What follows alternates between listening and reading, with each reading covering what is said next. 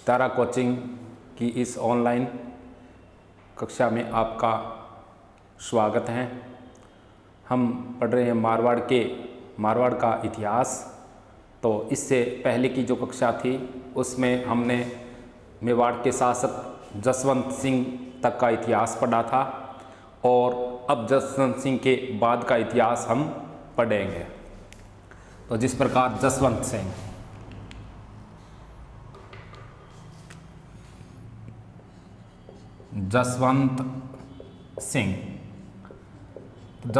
की मृत्यु के बाद, यानी जसवंत सिंह की मृत्यु के बाद उसकी पत्नी जादम ने, जसवंत सिंह की मृत्यु के बाद उसकी पत्नी जादम ने एक पुत्र को जन्म दिया था, जिसका नाम अजीत सिंह रखा गया था। अजीत सिंह, यानी जसवंत सिंह की मृत्यु के बाद जसवंत सिंह की पत्नी जादम ने एक पुत्र को जन्म दिया था। उसी पुत्र का नाम अजीत सिंह था। तो अजीत सिंह का जो शासनकाल है वो 1707 से लेकर 1724 तक का है। 1707 से लेकर 1724 तक जो मारवाड़ का जो शासक था वो जसवंत सिंह था।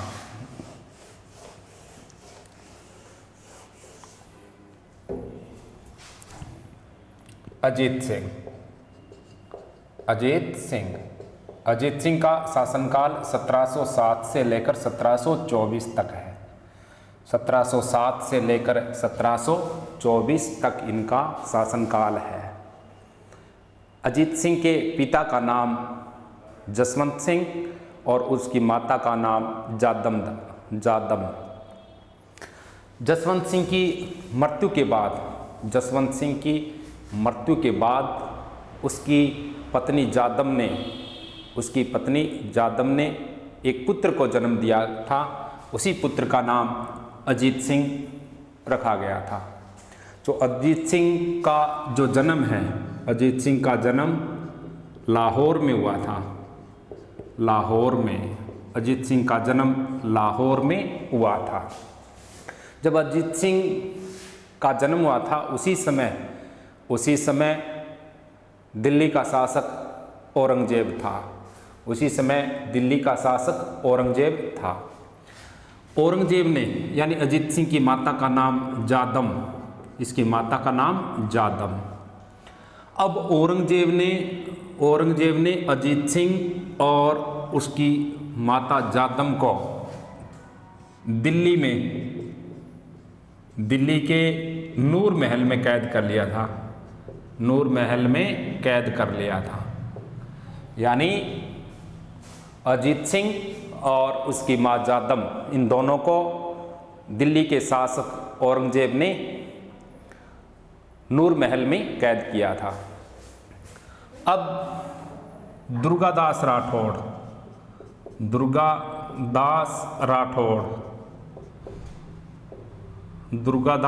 राठौड़, यानी जसवंत सिंह के दरबार में एक सेवक था जिसका नाम आस्करण था। आस्करण का जो पुत्र था वो दुर्गादास राठौड़ था। अब दुर्गादास राठौड़ ने रघुनाथ बाटी, रणछोड़ राठौड़,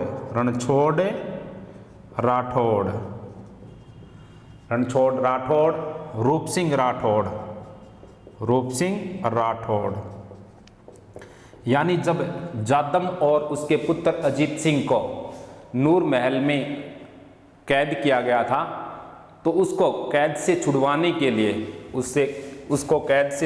के लिए दुर्गादास राठौड़, रघुनाथ बाटी, रणछोड़ भट्ट और रूप सिंह ये दिल्ली गए थे और दिल्ली के जो नूर महल से अजीत सिंह और उसकी माँ जादम दोनों को सुरक्षित निकाल लिया था। अब औरंगजेब के भय से अजीत सिंह को मुकुंद दास खिंची, मुकुंद दास खिंची के पास रखा गया था, मुकुंद दास खिंची के पास रखा गया था। यानी औरंगजेब के भय से अजीत सिंह को सुरक्षित किसके पास रखा गया था? तो मुकुंद दास खिंची के पास रखा गया था। मुकुंद दास खिंची ने अजीत सिंह को, मुकुंद दास खिंची ने अजीत सिंह को, यानी अजीत सिंह को सिरोही में जयदेव ब्राह्मण के पास भेज दिया। यानी जिस प्रकार जादम और अजीत सिंह को तो सुरक्षित दिल्ली के नूर महल से सुरक्षित बाहर निकाला था दुर्गादास राठौड़ के प्रयास से, अब अजीत सिंह को जो सुरक्षित रखा गया था वो मुकुंद दास खिंची के पास। मुकुंद दास खिंची ने अजीत सिंह को सिरोही में जयदेव ब्राह्मण के पास भेज दिया। अजीत सिंह का जो पालन पोषण किया था वो गोराधाय ने किया था, गोराधाय ने, यानी अजीत सिंह का जो पालन पोषण किया था वो गोराधाय ने किया था। अब अजीत सिंह को सुरक्षित रखने के लिए, यानी अजीत सिंह को सुरक्षित रखने के लिए, इसको सुरक्षित रखने के लिए अजीत सिंह को सुरक्षित रखने के लिए दुर्गादास राठौड़ ने, अजीत सिंह को सुरक्षित रखने के लिए दुर्गादास राठौड़ ने मेवाड़ के शासक राज सिंह के साथ संधि किए थे।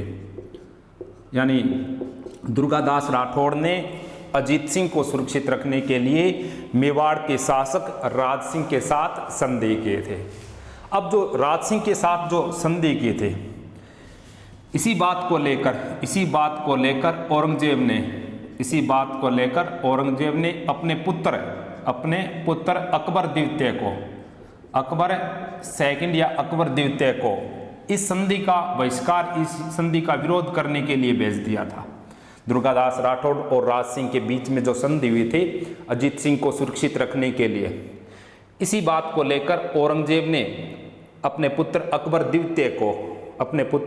द्वितीय को और संधि को तोड़ने के लिए या संधि का उल्लंघन करने के लिए या संधि का विरोध करने के लिए मेवाड़ भेजा था।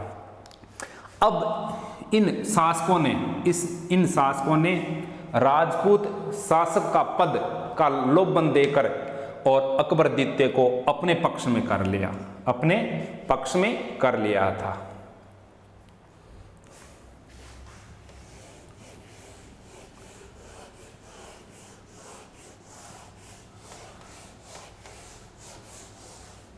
अब जिस प्रकार अजीत सिंह को गौरीशंकर ओझा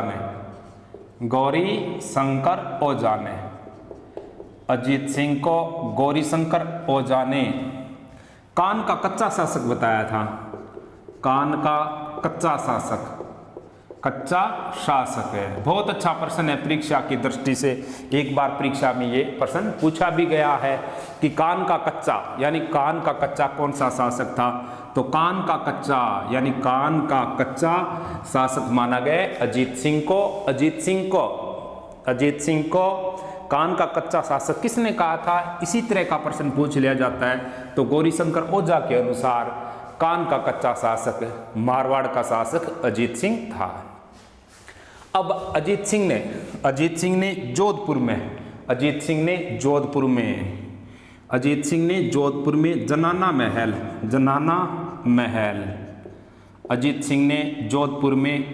महल और घनश्याम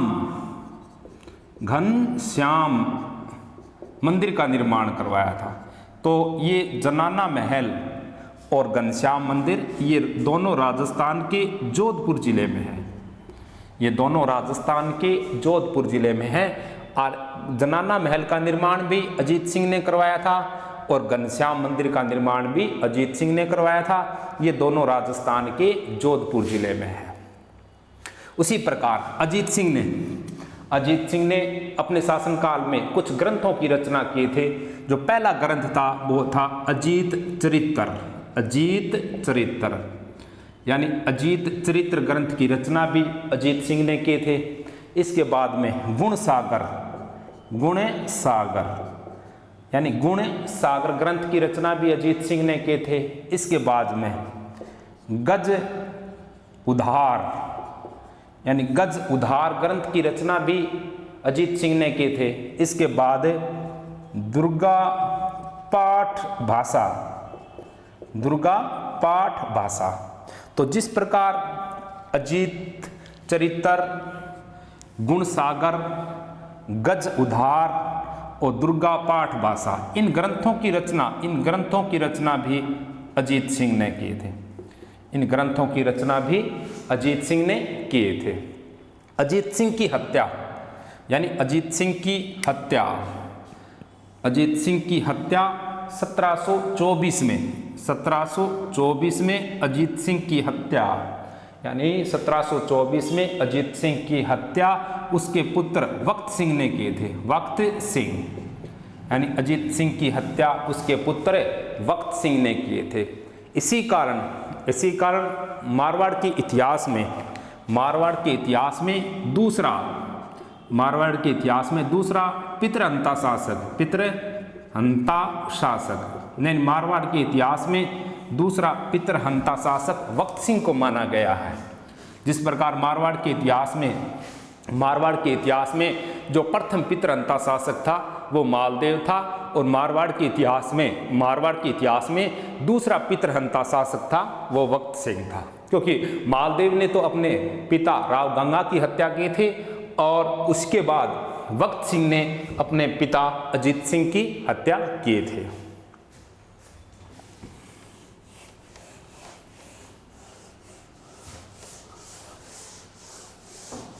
अब अजीत सिंह के बाद जो मारवाड़ का शासक बनता है उसका नाम है महाराजा महाराजा अभय सिंह। इसी का प्रश्न परीक्षा में पूछ लिया जाता है, और एक दो बार इसी राजा से संबंधित परीक्षा में प्रश्न पूछे भी गए हैं। तो अभय सिंह का जो शासनकाल है वो 1724 से लेकर, यानी इसका शासनकाल 1724 से लेकर 1749 तक इनका शासनकाल है। 1724 तक से 1749 तक जो मारवाड़ का शासक था वो अभय सिंह था। अब अभय सिंह का एक मंत्री था जिसका नाम गिरधर दास था। यानी अभय सिंह का एक मंत्री था जिसका नाम गिरधर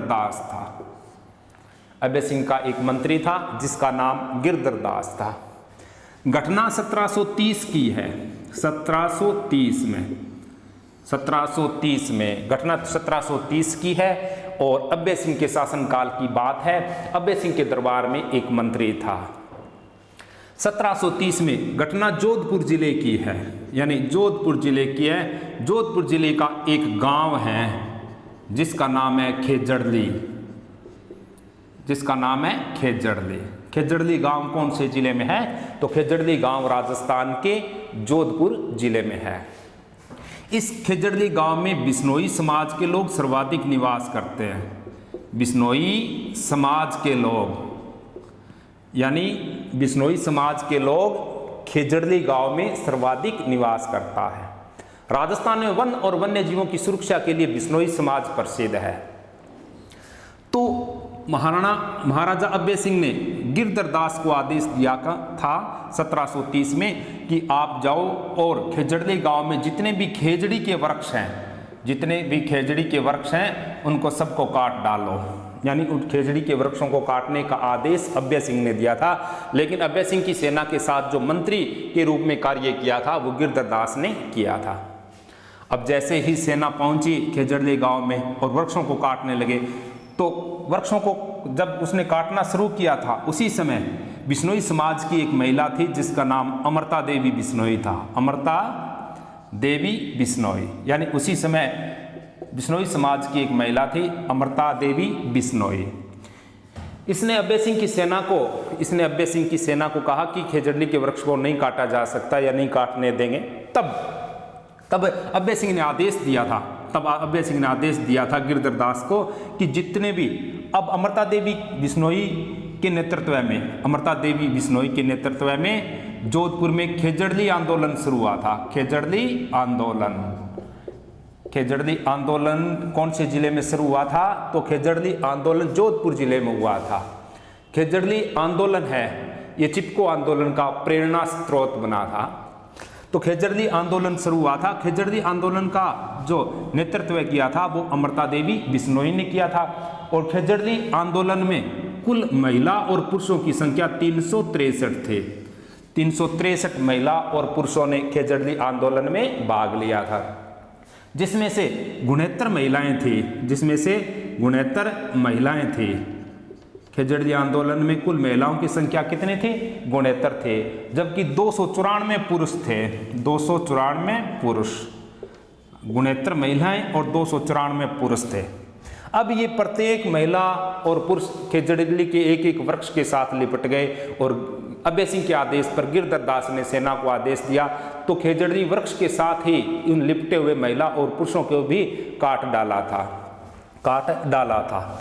अब जो इसमें सर्वाधिक वन और वन्य जीवों के लिए जो सर्वाधिक जो बलिदान किया था वो बिश्नोई समाज ने किया था। और बिश्नोई समाज के लोगों द्वारा किया गया बलिदान, बिश्नोई समाज के लोगों द्वारा किया गया बलिदान खंडाणा कहलाता है। खंडाणा, बिश्नोई समाज के लोगों द्वारा किया गया बलिदान खंडाणा कहलाता है। अब अमृता देवी की याद में, यानी इस जो अमृता देवी की याद में, यानी अमृता देवी की याद में भादव शुक्ल दशमी, यानी अमृता देवी की याद में भादव शुक्ल दशमी को जोधपुर जिले के खेजड़ली गांव में वृक्ष मेला लगता है। वृक्ष मेला लगता है। ये राजस्थान का एकमात्र वृक्ष मेला है। वृक्ष मेला है। अब जो ये वृक्ष मेला लगता है यानी किन की याद में लगता है? तो अमृता देवी बिश्नोई। अमृता देवी बिश्नोई का संबंध है वन और वन्य जीवों की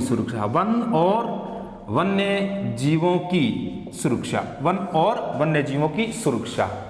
अब जो अमृता देवी बिश्नोई की याद में और राज्य सरकार ने अमृता देवी बिश्नोई की याद में राज्य सरकार ने 1994 में अमृता देवी बिश्नोई की याद में राज्य सरकार ने 1994 में अमृता देवी पुरस्कार की शुरुआत किए थे।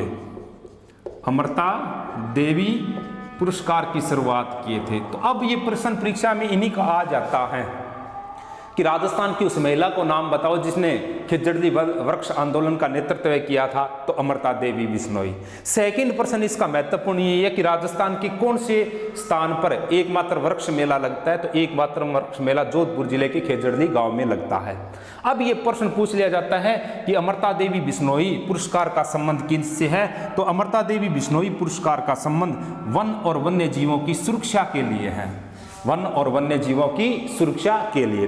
अब सरकार ने 1994 में जो अमृता देवी बिश्नोई पुरस्कार की शुरुआत की थी, तो यह पहला पुरस्कार गंगाराम बिश्नोई को दिया गया। गंगाराम बिश्नोई, यानी पहला अमृता देवी पुरस्कार किसे दिया गया था? गंगाराम बिश्नोई। अब 12 सितंबर को खेजड़ली दिवस मनाया जाता है। 12 सितंबर को खेजड़ली दिवस मनाया जाता है। यानी खेजड़ली दिवस कब मनाया जाता है? तो खेजड़ली दिवस 12 सितंबर को मनाया जाता है। अब इसके बाद में ये महत्वपूर्ण पॉइंट है। देखो, मारवाड़ के इतिहास में सबसे अधिक महत्वपूर्ण यही है, मोस्ट है ये परीक्षा की दृष्टि से। इससे एक प्रश्न अवश्य परीक्षा में पूछा जाता है और जो पूछने वाला क्वेश्चन था वो मैंने आपको बोर्ड पर सभी को बता दिया। तो इस प्रकार अमृता देवी के बारे में ज़्यादातर प्रश्न पूछा जाता है। तो इस अमृता देवी से संबंधित जो घटनाएं थी मैंने आप सबको बता दी। अब इनका जो अभय सिंह का जो दरबारी कवि था, यानी अभय सिंह का जो दरबारी कवि था, उनका नाम कर्णीदान था। कर्णीदान यानी कर्णीदान। अभय सिंह का जो दरबारी कवि था उसका नाम कर्णीदान था। कर्णीदान ने सूरज प्रकाश ग्रंथ की रचना किए थे। सूरज प्रकाश यानी कर्णिदान ने सूरज प्रकाश ग्रंथ की रचना की थी। तो ये प्रश्न भी परीक्षा में पूछ लिया जाता है कि सूरज प्रकाश ग्रंथ का रचयिता कौन था। तो सूरज प्रकाश ग्रंथ का रचयिता कर्णिदान था, कर्णिदान। अब इसमें क्या बताया गया, इसमें क्या बताया गया कि अभय सिंह यानी अभय सिंह और बुलंद खां के बीच, बुलंद खां, अभय सिंह और बुलंद खां यानी बुलंद खां और अभय सिंह के बीच अहमदाबाद का युद्ध हुआ था। अहमदाबाद का युद्ध हुआ था। तो ये परीक्षा में प्रश्न पूछा गया था, ये प्रश्न परीक्षा में पूछा गया था कि अहमदाबाद का युद्ध किन किन के बीच में हुआ था। तो अहमदाबाद का युद्ध मारवाड़ के शासक अभय सिंह और बुलंद खां के बीच में हुआ था। इस युद्ध का उल्लेख राजरूपक ग्रंथ में मिलता है। राजरूपक यानी इस ग्रंथ का उल्लेख कौन से, यानी इस युद्ध का उल्लेख कौन से ग्रंथ में मिलता है? तो राजरूपक ग्रंथ में मिलता है, राजरूपक ग्रंथ में मिलता है। अब इनके बाद में जो अभय सिंह का तो इतना ही पॉइंट था, वो मैंने आपको बता दिया।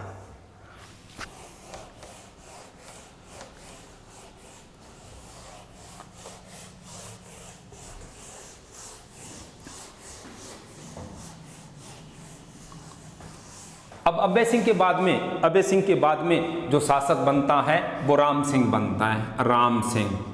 अभय सिंह के बाद में जो शासक बनता है, अभय सिंह के बाद जो राजा बनता है वो राम सिंह बनता है। राम सिंह जब राजा बनता है तो अभय सिंह का यानी अभय सिंह का एक भाई है, अभय सिंह का भाई है जिसका नाम वक्त सिंह है, वक्त सिंह। अभय सिंह का एक भाई है जिसका नाम वक्त सिंह है। अब वक्त सिंह ने राम सिंह पर आक्रमण किया था, आक्रमण कर दिया, जिसके कारण राम सिंह पराजित हो गया, हार गया, यानी पराजित हो गया। तब वक्त सिंह ने यानी युद्ध दोनों वक्त सिंह ने राम सिंह पर आक्रमण किया और आक्रमण के समय वक्त सिंह विजय हुआ था। तब वक्त सिंह ने मारवाड़ का शासक अपने पुत्र विजय सिंह को बनाया था, अपने पुत्र विजय सिंह को बनाया था। तो अब पढ़ेंगे हम विजय सिंह यानी मारवाड़ का शासक विजय सिंह। जिस प्रकार अभय सिंह के बाद में मारवाड़ का शासक राम सिंह बना था और अभय सिंह के एक भाई का नाम वक्त सिंह था। जब राम सिंह शासक बना तब वक्त सिंह ने राम सिंह पर आक्रमण किया, इस दोनों के बीच में युद्ध हुआ, जिस युद्ध के अंदर वक्त सिंह विजय हुआ। वक्त सिंह ने अपने पुत्र विजय सिंह को मारवाड़ का शासक बनाया था।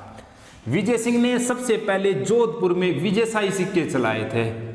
विजयशाही सिक्के बहुत अच्छा प्रश्न है, परीक्षा की दृष्टि से आने वाला प्रश्न है ये कि विजयशाही सिक्के राजस्थान के कौन से जिले में पाए जाते हैं। तो विजयशाही सिक्के राजस्थान के जोधपुर में पाए जाते हैं। ज्यादातर परीक्षा में जाड़शाही सिक्का पूछा गया था, 2-3 बार की परीक्षाएं हुई थी, उसमें जाड़शाही सिक्के पूछे गए। तो जाड़शाही सिक्के राजस्थान के कौन से जिले में था? तो जाड़शाही सिक्के राजस्थान के जयपुर जिले में पाए गए थे और विजयशाही जोधपुर में। अब यानी विजय सिंह ने जोधपुर में विजयशाही सिक्के चलाए थे। विजय सिंह की एक सेविका थी, यानी इसकी एक सेविका थी जिसका नाम नूरजहां था, यानी जिसका नाम गुलाब राय था। यानी विजय सिंह की एक सेविका थी जिसका नाम गुलाब राय था, गुलाब राय, यानी जिसका नाम क्या था? गुलाब राय था। अब यानी वीर विनोद पुस्तक का लेखक था श्यामल दास, यानी वीर विनोद ग्रंथ का रचयिता श्यामल दास था। तो वीर विनोद ग्रंथ का रचयिता श्यामल दास था। अब श्यामल दास क्या लिखता है इस ग्रंथ में, वीर विनोद में, कि विजय सिंह ने अपनी सेविका गुलाब राय के साथ विवाह किया था। यानी विजय सिंह ने अपनी सेविका गुलाब राय के साथ विवाह किया था। अब इसी ग्रंथ में यानी वीर विनोद ग्रंथ में श्यामल दास ने गुलाब राय को, बहुत अच्छा प्रश्न है ये, यानी वीर विनोद ग्रंथ का रचयिता श्यामल दास है। और श्यामल दास ये लिखता है कि महाराजा विजय सिंह के दरबार में एक सेविका थी जिसका नाम गुलाब राय था। विजय सिंह ने गुलाब राय के साथ विवाह किया, और श्यामल दास ने वीर विनोद पुस्तक में गुलाब राय को मारवाड़ की नूरजहां कहा था, मारवाड़ की नूरजहां। तो मारवाड़ की नूरजहां कौन थी? बहुत अच्छा प्रश्न है। मारवाड़ की नूरजहां किसे माना गया है? तो मारवाड़ की नूरजहां गुलाब राय को माना गया है, गुलाब राय को माना गया है। गुलाब राय ने जोधपुर में गुलाब सागर, इसने जोधपुर में गुलाब सागर, रानीसर सेकंड, रानीसर, गुलाब सागर, रानीसर और महिला बाग का झालरा, महिला बाग का झालरा, यानी महिला बाग का झालरा। तो देखो कई बार परीक्षा गुलाब सागर तालाब कौन से जिले में, तो भी उत्तर हम जोधपुर करेंगे। इसके बाद पूछेंगे कि रानीसर तालाब कौन से जिले में, तो भी उत्तर जोधपुर करेंगे। उसके बाद पूछे कि महिला बाग का झालरा कौन से जिले में, तो ये तीनों गुलाब सागर तालाब, रानीसर तालाब और महिला बाग का झालरा, ये तीनों जोधपुर में है, ये तीनों जोधपुर में। इन तीनों का निर्माण किसने करवाया था? तो इन तीनों का निर्माण गुलाब राय ने करवाया था।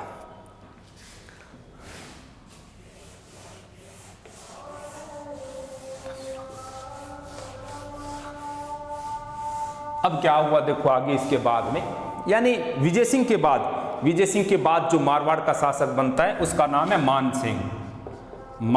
सिंह। यानी विजय सिंह के बाद जो मारवाड़ का शासक बनता है तो इसका नाम है मान सिंह। मान सिंह का शासनकाल 1803 से 1843, 1803 से 1843 तक जो मारवाड़ का शासक था वो मान सिंह था।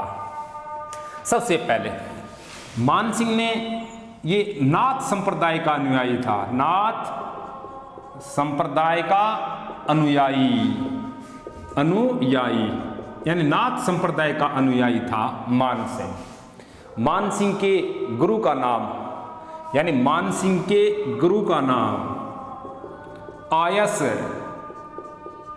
मान सिंह के गुरु का नाम आयस देवनाथ था, देवनाथ, ये मान सिंह का गुरु था आयस देवनाथ। यानी नाथ संप्रदाय की शिक्षा मान सिंह ने इसी से प्राप्त किए थे। अब मान सिंह ने जोधपुर जिले में महामंदिर का निर्माण करवाया था, तो महामंदिर राजस्थान के कौन से जिले में है? तो महामंदिर राजस्थान के जोधपुर जिले में है और महामंदिर का निर्माण मान सिंह ने करवाया था। ये महामंदिर नाथ संप्रदाय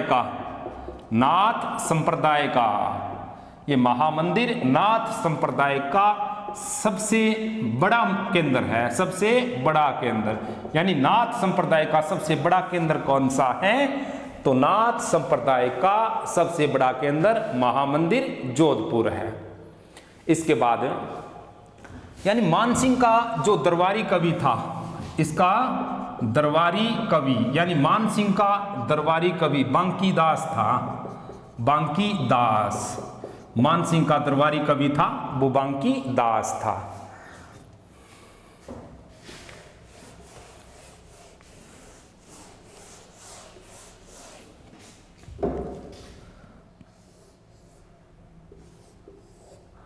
यानी मारवाड़ का शासक मान सिंह का एक बड़ा भाई था जिसका नाम भीम सिंह था, मान सिंह का एक बड़ा भाई था जिसका नाम भीम सिंह था।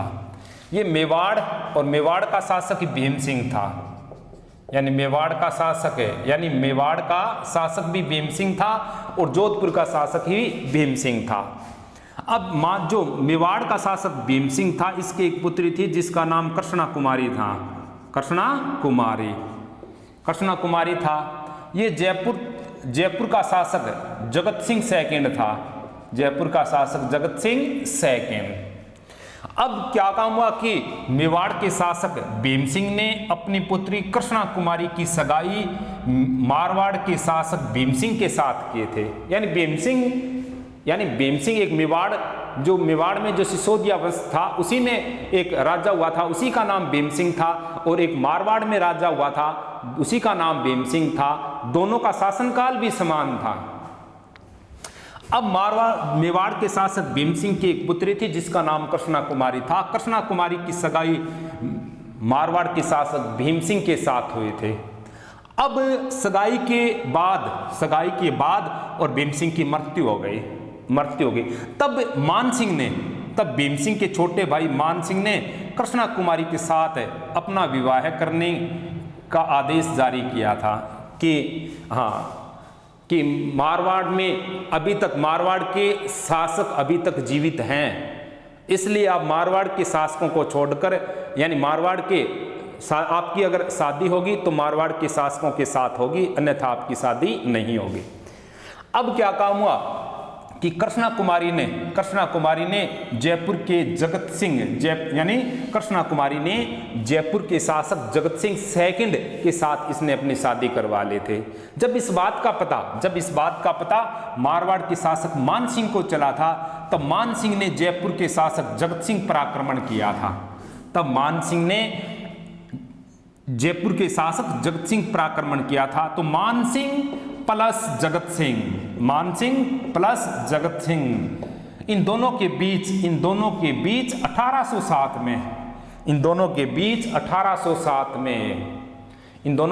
1807 में नागौर जिले के पर्वतसर नामक स्थान पर गिगोली बिगोली का युद्ध हुआ था।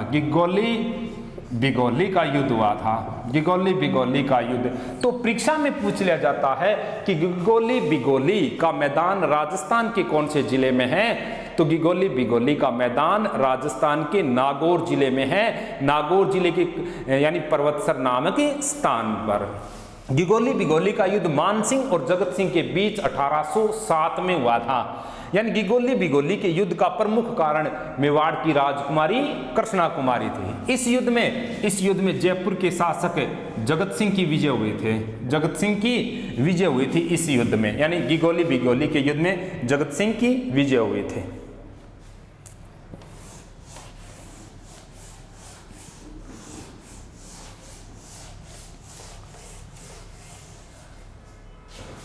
अब इसके बाद मेहरानगढ़ दुर्ग है। तो मेहरानगढ़ दुर्ग है वो राजस्थान के जोधपुर जिले में है। मेहरानगढ़ दुर्ग राजस्थान के जोधपुर जिले में है। यानी मेहरानगढ़ दुर्ग राजस्थान के कौन से जिले में है? तो मेहरानगढ़ दुर्ग राजस्थान के जोधपुर जिले में है। इस मेहरानगढ़ दुर्ग में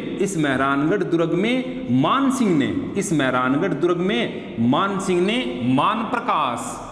मान प्रकाश पुस्तकालय की स्थापना किए थे।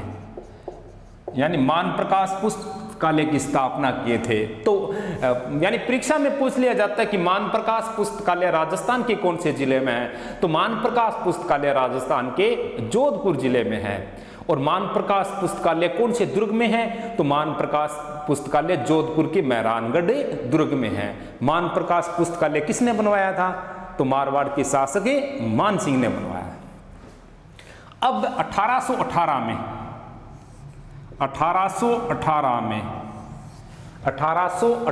में अंग्रेज अधिकारी चार्ल्स मैटकॉफ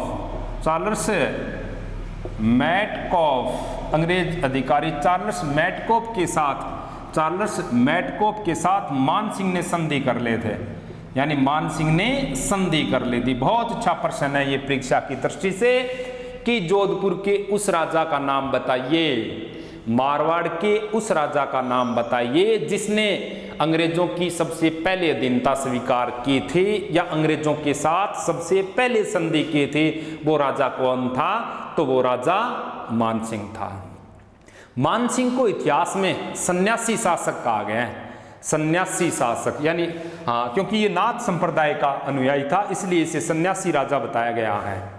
अब क्या हुआ कि चार्ल्स मैटकॉफ ने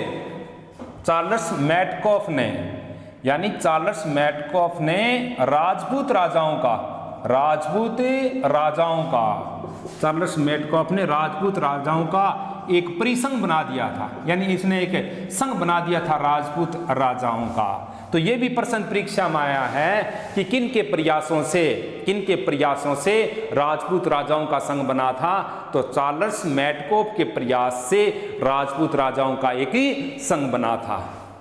इसके बाद 1841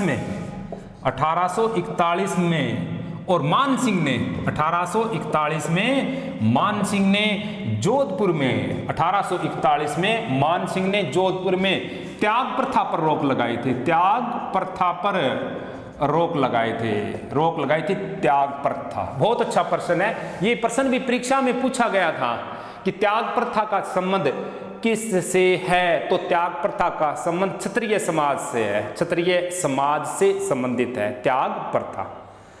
अब 1441 में इसने त्याग प्रथा पर रोक लगाई थी और 1843 में इसने त्याग प्रथा पर रोक लगाई थी और इसके बाद 1843 में इसकी मृत्यु हो गई थी।